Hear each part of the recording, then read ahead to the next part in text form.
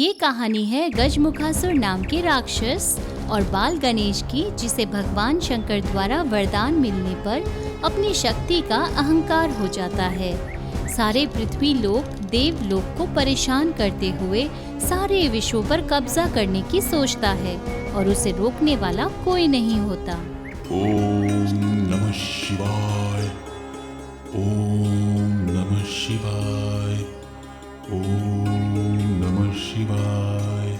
गजमुखासुर भगवान शंकर को प्रसन्न करने के लिए कई सालों से तप कर रहा था।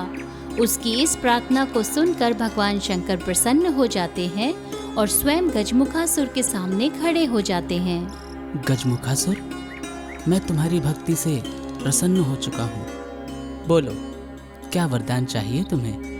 तुम जो मांगोगे वो इच्छा पूरी हो जाएगी। गजमुखासुर अपनी आंखें खोलता है तो देखता है सामने भगवान शंकर होते हैं।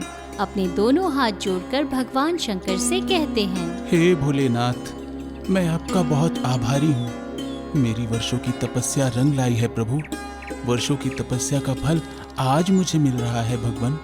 मैं आपका भक्त हूँ। इतने वर्षों से अपनी भक्ति करते आया हूँ प्रभु। आज मुझे कुछ ऐसा वरदान दीजिए कि धरती, पाताल और देवलोक में मुझसे अधिक शक्तिशाली कोई न हो। कोई मुझे पराजित ना कर सके। ना कोई पुरुष, ना कोई प्राणी, ना देवलोक, कोई भी मुझे पराजित ना कर सके। मुझे इतना शक्तिशाली बना दीजिए। तथास्तु, मैं तुम्हें वरदान देता हूँ। इस धरती पर तुम्हारे जैसा शक्तिशाली कोई नहीं होगा, किंतु इस शक्ति का दुरुपयोग मत करना और ना ही किसी को परेशान करना। तथास्तु, तुम्हारी मनोकामना पूर्ण हो। सबसे शक्तिशाली होने का वरदान भगवान शंकर गजमुखासुर को देकर वहां से कैलाश पर्वत निकल जाते हैं। गजमुखासुर बहुत प्रसन्न हो जाता है कि अब इस दुनिया में उससे शक्तिशाली कोई नहीं है। धीरे धीरे उसको अपनी शक्ति पर गर्व हो जाता है। वह पशु प्राणी सबको परेशान करने लगता है, जगह जगह पर तबाही मचा देता है और धीरे धीरे वो देवलोक की तरफ बढ़ता है, क्योंकि उसे शक्ति का अहंकार हो चुका था। वो सोचता है कि अब इस सारी दुनिया पर मैं राज करूंगा। इसी हेतु पूर्वक वह देवलोक को परेशान करने लगते हैं। सारे देवता इधर उधर भागने लगते हैं और भगवान शंकर के पास आते हैं और कहते हैं, हे भोलेनाथ, आपने सर्वशक्तिमान होने का वरदान दिया है उस गजमुखासुर को। अपनी शक्ति पर इतना अहंकार हो चुका है उसे। वो सारी पृथ्वी और पाताल पर और सारे देव लोगों में हाहाकार मचाने लगा है। चारों ओर तबाही मचा रहा है भगवान शंकर, अब आप ही संकट से हमें बचाइए।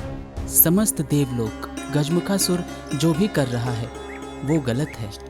उसको अपनी शक्ति का दुरुपयोग करना नहीं चाहिए। उसके पास मेरा दिया वरदान है, जो वरदान मैं वापस तो नहीं ले सकता, किंतु उसकी पराजय करने के लिए मैं बाल गणेश को भेज रहा हूँ।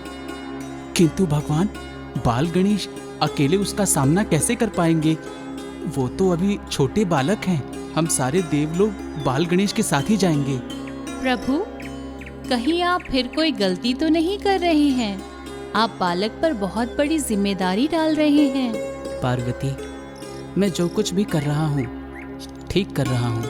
मैं भली भांति जानता हूँ कि मुझे अब क्या करना है। तुम व्यर्थ चिंता ना करो। गणेश। जी पिताश्री, क्या आज्ञा है?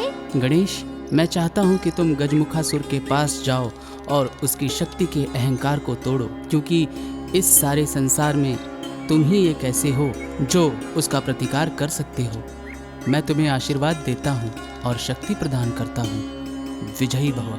गणेश अपने पिता श्री भगवान शंकर का आशीष आशीर्वाद लेकर गजमुखासुर को ढूंढने निकल पड़ते हैं। घूमते घूमते उन्हें एक राक्षसों की नगरी दिखाई देती है।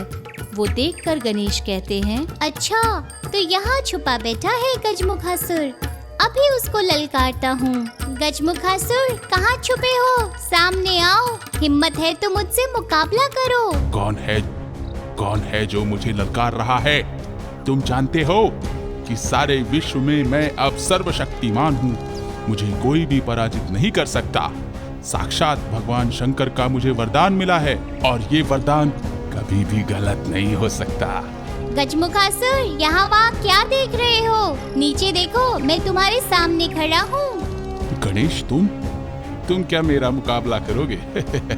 तुम तो नन्हे से बालक हो, बालक। और तुम तो भली भांति जानते होगे कि तुम्हारे ही पिताश्री ने मुझे ये वरदान दिया है कि सारे संसार में मैं सर्वशक्तिमान हो गया हूँ। मेरा प्रतिकार कोई नहीं कर सकता, तुम भी नहीं। अच्छा गजमुखासुर, मुझे बताओ, पिताश्री ने आपको क्या वरदान दिया है? इस सारे विश्व में मेरा प्रतिकार कोई नहीं कर सकता। मैं ही सर्वशक्तिमान हूँ।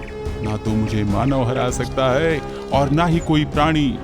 बिल्कुल सही कहा तुमने, लेकिन मेरी तरफ देखो, मेरा शरीर मानव का है और मेरा मुख प्राणी का है, मतलब हाथी का है। अब बताओ, मैं तुम्हारा मुकाबला कर सकता हूँ या नहीं? ये वरदान मुझ पर लागू नहीं होता। नादान बालक, तू मुझसे लड़ रहा है, मैं तुझे नहीं छोड़ूंगा। गजमुखासुर गणेश पर प्रहार कर देते हैं, लेकिन हर बार गणेश बच जाते हैं। गजमुखासुर गुस्से से आग बबूला हो जाता है, पर गणेश उनके हाथ नहीं आते हैं। मैं तुम पर अग्नि अस्त्र डाल रहा हूँ बच्चे, ये तुम्हें जलाकर भस्म कर देगा। गणेश गजमुखासुर के अग्नि अस्त्र का सामना वरुण अस्त्र से करते हैं और उसे भी बर्बाद कर देते हैं। गणेश के मुकाबले के चक्कर में गजमुखासुर अपने सारे अस्त्र खो देता है। आखिर में वो गणेश से कहते हैं, अगर तुम इतनी ही शक्तिशाली हो तो मुझे पकड़ कर दिखाओ, मेरा सामना करो। ऐसा कहते ही गजमुखासुर चूहे का रूप धारण कर लेता है।